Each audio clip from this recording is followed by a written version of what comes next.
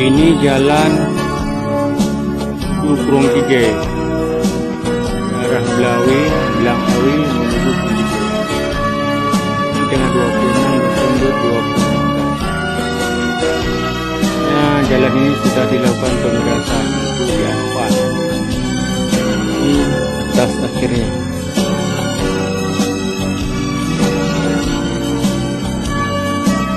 Batasnya 3 tambah 500. 3 kilo tambah 500 meter. 3 kilo. Nah, ini jalannya. Ini diambil punya jauh.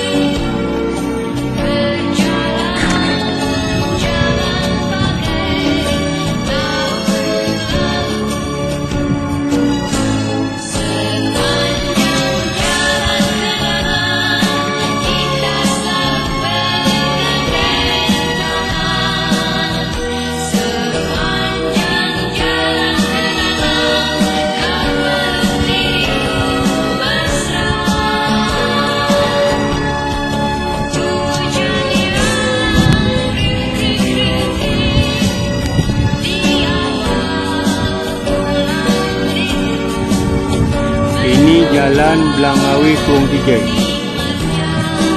Jalan Blangawi Kurung Tiga, Merdu, Kabupaten Pidijaya.